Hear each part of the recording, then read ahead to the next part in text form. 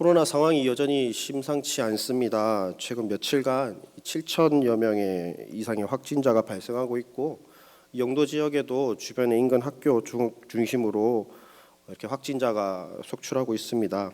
또 마찬가지로 전 세계가 어려움 가운데 놓여져 있습니다. 그 가운데서도 하나님께 기도하고 말씀을 듣기 위해 온라인과 오프라인으로 나온 우리 모든 성도님들을 환영하고 축복하고 또 은혜와 평강이 가득하기를 소망합니다. 코로나 시대에 오면서 우리 교회가 당면한 큰 문제는 무엇일까요? 많은 문제가 있겠지만 이 가장 큰 문제는 전도가 되지 않는다라는 것입니다. 얼굴을 맞대며 하는 이 대면을 하면서 전도지를 나눠주는 이 전도가 쉽지 않게 되었습니다. 제가 전에 울산에서 사역할 때 이 코로나가 잠시 잠잠해질 때를 틈타서 이 전도지와 마스크를 들고 아주 용감하게 초등학교 8군데, 근방에 있는 8군데를 돌아다니면서 아이들 신방도 할 겸 전도 활동도 해봤습니다. 이 아이들이 마스크도 상당히 많이 거절을 하더라고요. 아이들에게도 역시 교회는 이 코로나의 발산지라는 오명과 함께 이미지가 많이 안 좋아진 것은 사실입니다.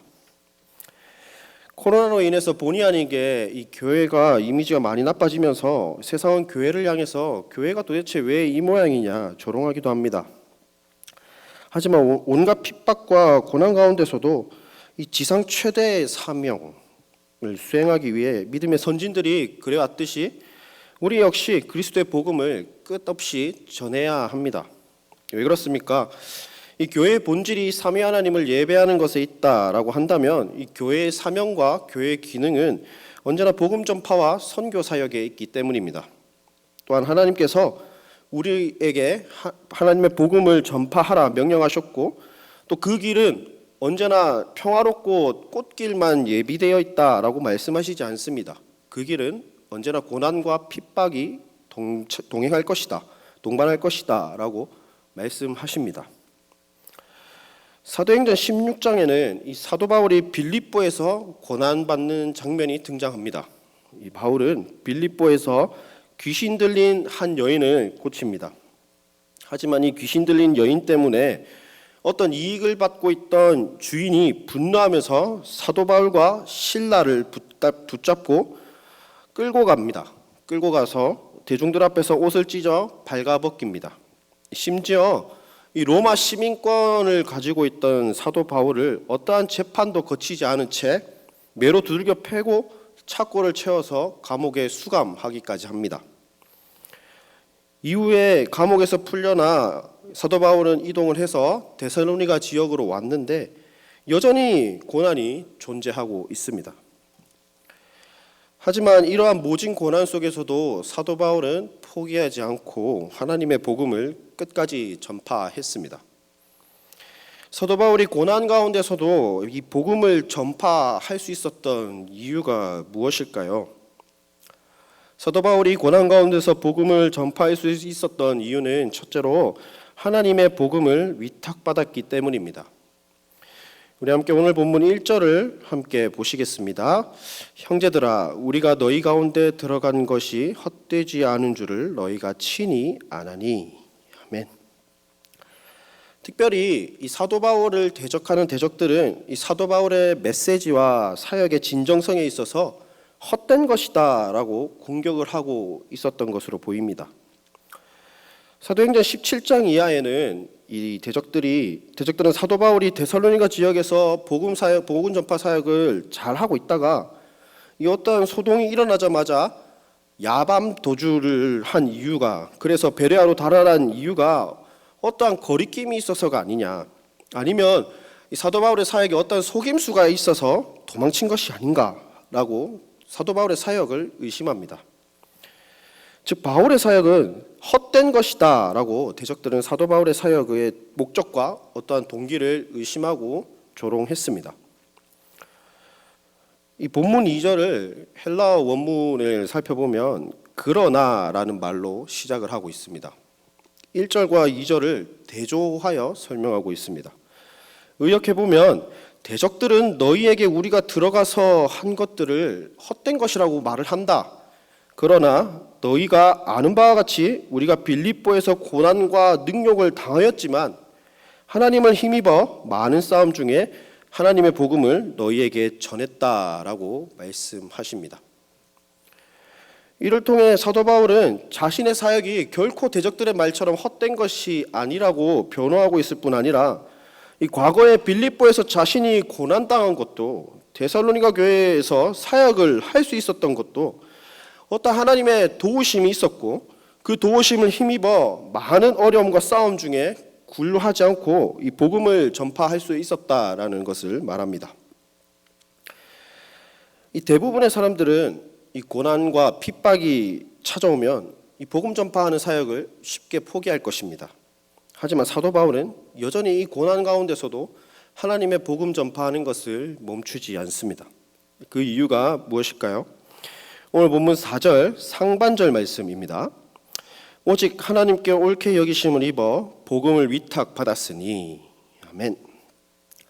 대적들이 이 사도 바울의 사역이 헛되고 부정하고 간사한 속임수라고 공격을 할 때 사도 바울 자신은 하나님께 옳게 여기심을 받아 하나님의 복음을 위탁받은 자다라고 자신의 사역의 진정성과 어떤 동기를 변호하고 있습니다. 여기서 여기심, 여기시다라는 말은 시험에서 진짜인지 알아내다라는 의미를 담고 있습니다. 하나님께서 이 사도 바울 자신을 시험해 보시고 사도 바울은 그 시험에서 통과해서 하나님께서 그 복음을 사도 바울 자신에게 위탁해 주었다라는 것을 의미하고 있습니다. 그렇기에 자신의 사역은 하나님과 사람 앞에 헛된 것이 결코 아니다라는 것을 말해줍니다. 사랑하는 성도 여러분, 사도 바울이 고난 가운데서 포기하지 않고 복음을 전파할 수 있었던 이유는 하나님의 도우심을 입어서 하나님의 복음을 위탁받았기 때문입니다. 다른 복음을 위탁한 것이 아니라 하나님의 복음을 사도 바울에게 위탁하셨습니다. 복음이 무엇입니까? 성부 하나님께서 아들을 이 땅에 보내셨습니다. 하나님이 보내신 자, 그 아들 성자 예수 그리스도께서 우리를 위하여 십자가에 달리시고 죽으셨고 약속대로 부활하셨습니다. 이제는 또 다른 부에서 성령 하나님을 우리에게 보내시어서 우리와 날마다 함께 하십니다. 성령을 통하여 우리에게 믿음을 주시고 우리를 회개케 하십니다. 그리고 예수 그리스도를 믿음으로 말미암아 의롭다 선언하시고 그리스도를 믿는 믿음 안에서 의로워진 우리를 양자 삼으셨습니다. 우리는 우리의 행위가 아니라 오직 예수 그리스도를 믿음으로 말미암아 구원을 받게 되었습니다. 이것이 하나님의 복음입니다.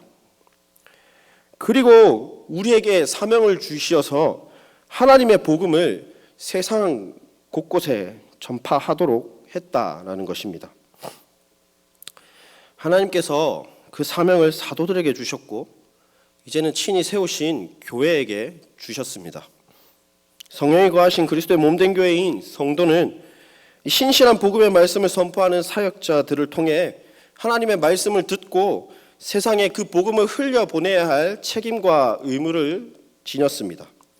그 이유는 우리의 마음을 감찰하신 하나님을 기쁘시게 하기 위함이다 라고 사도 바울은 분명히 말하고 있습니다. 사도 바울은 하나님에 의해 시험을 받아 옳게 여기심을 받고 하나님의 복음을 위탁받은 자로서 마땅히 하나님을 기쁘시게 하기 위해서 하나님의 복음을 전파해야 했습니다. 그리고 이제는 하나님의 복음을 몸된 교회인 성도인 우리에게도 위탁하셨음을 기억해야겠습니다. 주님의 도우심을 힘입어 끝까지 복음을 증거하는 삶을 살아내어 하나님을 기쁘시게 하는 저와 여러분 되시기를 간절히 소망합니다. 둘째로 자기 자신에게서는 영광을 구하지 않았기 때문입니다.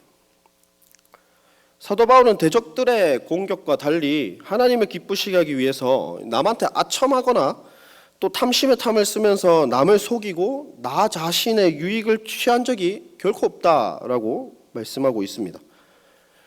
6절의 말씀을 통해서도 바울과 동역자들은 이 자신을 높이면서까지 사람들에게서 영광을 구하지 않았다라는 것을 확인할 수가 있습니다. 사도 바울의 데살로니가에서 행한 이 사역은 이 탐욕과 이익에 눈이 멀어서 어떤 화려한 언변, 거짓과 속임수로 타인을 이용하는 부정한 사역이 결코 아니었음을 말해주고 있습니다. 오히려 사도 바울은 교회와 주의 성도들을 위해서 자기 목숨까지 내어주기를 아까워하지 않던 이 자기 자신을 희생하는 사역이었습니다. 도대체 왜 이러한 사역을 사도 바울이 감당했을까요? 우리의 모습과 달리 사도 바울은 사람에게서 또 자기 자신에게서 결코 영광을 취하지 않았기 때문입니다. 오늘날 우리 사회를 한번 되돌아볼까요? 오늘날 우리 사회는 되게 굉장히 어두운 사회입니다. 마치 사사시대처럼 하나님은 온데간데 없습니다. 그저 자기 소견대로 내 뜻대로 하나님의 뜻인 양 살아가고 있습니다. 하나님을 기쁘시게 하기보다 인간의 권력을 기쁘게 하기 위해서 발버둥 치는 사회입니다. 교회는 어떻습니까?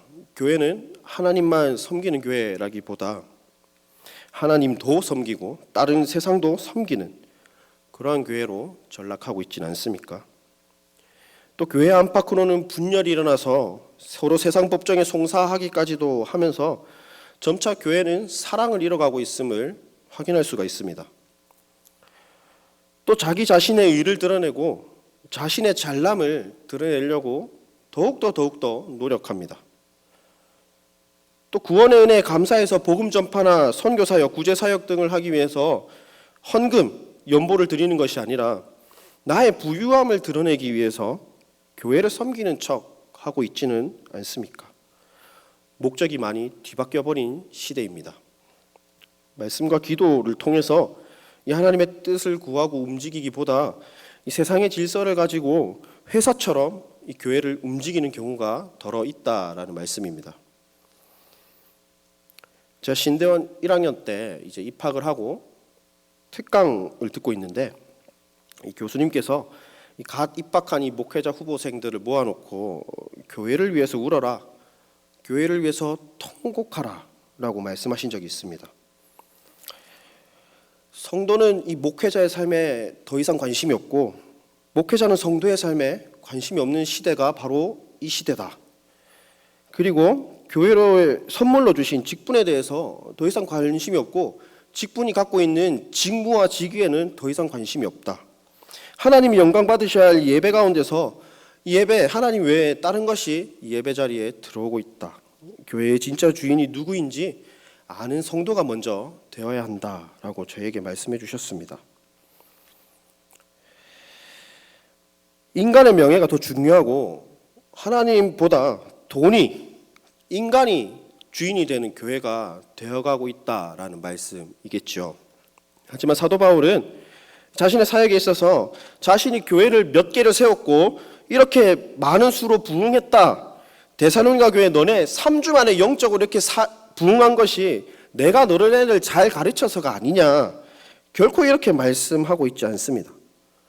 사도 바울은 이러한 명성이나 어떠한 욕심, 권위를 결코 드러내고 있지 않습니다.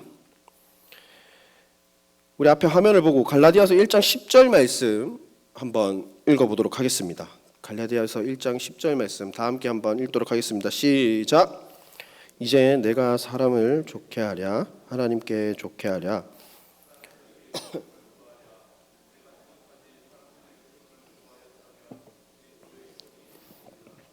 아멘. 자신의 모든 사역은 자신이 섬김을 받고 자기를 기쁘게 하고 사람들을 기쁘게 하는 것이 아니라는 것을 분명히 말해주고 있습니다. 사도 바울은 맡겨진 사명에 따라 복음 전파를 통해 오직 하나님의 영광과 하나님을 기쁘시게 하기 위한 일임을 밝히고 있습니다. 사도 바울은 이 고린도전서 9장에서 말하고 있듯이 이 복음을 전하는 사도들이 어떤 교회에 물질적인 도움을 요청할 수 있는 권리가 있다라는 것을 분명히 말하고 있지만 교회가 복음을 전하는 자들의 생계를 책임지고 마땅히 요청할 수 있다고 가르치고 있지만 그럼에도 불구하고 데살로니가 교회에 그렇게 요청하지 않았습니다. 신앙이 어린 데살로니가 교회 성도들이 인간으로서 넘어지기 쉬운 재물이라는 문제가 장애물이 되어서 신앙의 발전을 저해하는 것을 막기 위해서 사도로서 마땅히 요구할 수 있는 이 권리를 포기하고 자기 스스로 생계를 유지했다라고 분명히 말씀하고 있죠. 사도 바울은 사람에게 영광을 구하지 아니하면서 동시에 사도로서 마땅히 요청할 수 있는 권리조차 내세우지 않았던 것입니다. 그리고 본문에서 도리어 유순한 자가 되어서 그들을 사랑했기 때문에 유모처럼 자기 자녀들을 돌보았다라고 말씀하고 있습니다. 사도 바울은 사도라는 권위로 자신을 높이고 데살로니가 지역의 주민들과 성도들을 사랑했습니다. 오히려 자기 자신의 사도로서의 권위를 내려놓고 복음을 전파하는 자로서 자신의 유익과 만족을 내려놓고 하나님께 영광을 돌려드리고자 했던 것입니다. 오늘 본문에서 사도 바울은 이 어머니처럼 유모처럼 자기 자식을 위해 자신을 내려놓고 믿음이 어린 교회와 성도를 향해 수고와 헌신 그리고 사랑으로 섬기는 모습을 보여주고 있습니다. 마찬가지로 우리가 세상 가운데 있는 이 불신자들, 복음을 들어야 할 수많은 불신자들을 바라볼 때, 또 신앙이 어린 자들을 바라볼 때 우리의 태도는 어떠해야겠습니까? 사도 바울은 더 많은 사람을 얻기 위해서 자신을 로마 시민권자로서 자유롭지만 스스로 종으로 낮아졌습니다. 그리고 고난을 당했다라고 말하고 있습니다. 우리 역시 사도 바울과 같이 자신의 영광을 위해 살지 않고 낮아짐으로 불신자들과 또 신앙이 어린 자들에게 복음을 전파함으로 사랑으로 섬기고 수고해야겠습니다. 그리하여 그들이 교회와 하나님 앞으로 돌아와 하나님께 기쁨이 되고 영광이 되어야 될 줄로 믿습니다. 바로 그는 겉으로만 사랑하는 척하는 사람들이 아니라 우리의 속사람이 주 대신 예수 그리스도를 닮아서 하나님께 영광을 돌리는 그러한 삶들을 살아가시기를 간절히 소망합니다. 하지만 사도 바울은 어머니처럼 유순하고 사랑으로 권리를 내려놓고 또 사람을 섬기는 것이 필요하지만 동시에 아버지처럼 권면하고 또 위로하고 경계하는 사역의 자세, 복음 전파의 자세가 필요하다라는 것을 우리에게 알려줍니다. 왜냐하면 이 교회와 성도로 하여금 하나님께 합당히 행하게 하기 위함입니다. 이 사회복지 법안을 발의할 때 가장 기초적인 목적은 사회복지 3대 정신인 자유, 평등, 박애에 입각해서 사람이 가장 사람답게 살 수 있도록 만드는 데 있습니다. 그래서 많은 법과 제도들을 통해 가장 사람이 사람답게 살 수 있도록 만들어줍니다. 또 기초적인 생활을 지원합니다. 또 수많은 사람들이 이 사람들을 돕기 위해서 후원도 하고 사랑으로 이들을 돕습니다. 하지만 그 이면에는 종종 이 도덕적 해이라는 문제가 발생을 합니다. 아무리 좋은 환경, 좋은 교육, 좋은 서비스를 제공한다 할지라도 철저한 생활 지도가 없고 또 지속적인 돌봄과 생활의 본이 없다면 가만히 앉아서 일을 할 의지도 없게 됩니다. 또 그저 정부나 복지관이 주는 것으로 생활하는 것에 만족해서 일을 할 수 있음에도 불구하고 방탕한 삶을 살아가는 분들을 종종 발견할 수 있게 됩니다. 사람이 사람답게 살게 하기 위해서 무조건 물질적인 지원이나 어떤 사랑만으로는 부족하다라는 것입니다. 우리의 신앙 생활도 마찬가지입니다. 신앙의 성숙은 사랑, 칭찬만으로는 한계가 있습니다. 물론 어머니의 마음으로 교회와 성도를 사랑하고 섬기는 것도 필요합니다. 하지만 동시에 아버지처럼 서로 권면하고 위로하고 경계하는 태도가 우리에게 필요하다는 사실입니다. 신자는 마땅히 연약한 신자들에게 신앙의 모범을 통해 권면하고 불의의 길로 걸어가지 않도록 경계하는 삶을 살아내야 합니다. 사도 바울이 말하는 옳은 일, 특별히 정황부호한 이 하나님의 말씀 앞에 자신을 비추어 이 성도로 부르신 자답게 합당한 삶을 살아가고 있는지 우리 스스로를 깨어서 점검해야겠습니다. 세상에서 먼저 복음을 받은 자로서 얼마나 빛과 소금의 역할을 감당하고 있는지 확인해야 한다는 것입니다. 그리스도인으로서 불신자들에게 본을 보여 옳은 일, 복음 전파의 사명을 잘 감당하고 있는지 스스로 말씀에 비추어서 경계하고 돌아볼 필요가 있다라는 것입니다. 사랑하는 성도 여러분, 사도 바울은 왜 그렇게 해야 한다고 말씀하고 있을까요? 12절의 말씀을 보면 이는 너희를 부르사 자기 나라와 영광에 이르게 하시는 하나님께 합당히 행하게 하려 함이라 라고 말씀하고 있습니다. 12절을 특별히 11절과 연결시켜서 볼 때 아버지처럼 엄하게 권면하고 위로하고 경계해야 되는 그 이유는 그들을 성도로 부르신 하나님께 합당히 행하게 하기 위함이다 라고 볼 수가 있습니다. 그들이 교회의 성도로 부르신 하나님께 합당히 행할 수 있도록 사도 바울은 고난 가운데서 끝까지 인내하며 하나님의 말씀, 복음을 증거하는 삶을 살아냈습니다. 그렇게 우리도 역시 하나님의 부르심에 합당한 삶을 살아내어서 세상 가운데서 우리의 행실을 보고 많은 사람들이 그리스도께로 돌아올 수 있도록 힘써야겠습니다. 우리 하나님께서 정말 자격 없는 우리를 하나님의 나라로 부르셨고 하나님의 백성으로 불러주셨습니다.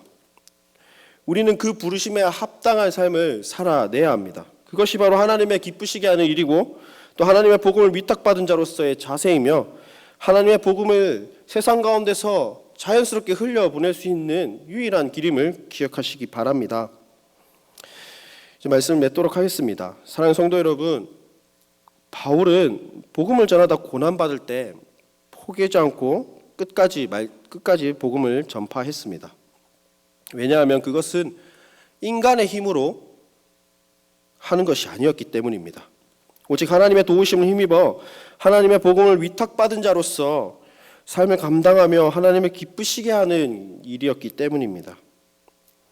그렇게 신앙생활에서 우리가 놓치고 또 잊고 살아서는 안 되는 것이 바로 그리스도의 십자가와 부활로 연결되는 하나님의 복음입니다. 주님께서 주신 기쁜 소식, 죄와 비참 속에서 우리를 건져내시고 하나님께서 우리를 아들, 딸, 자녀 삼아 주신 그 영원한 생명의 소식에 감사하는 저와 여러분 되시길 바랍니다. 먼저 받은 그 사랑, 거저 받은 그 사랑, 은혜, 구원의 소식을 흘려보내야 할 책임과 의무 그리고 사명을 가진 그리스도인임을 기억하며 또 한 주를 열심히 살아가시는 저와 여러분 되시기를 간절히 소망합니다. 아멘.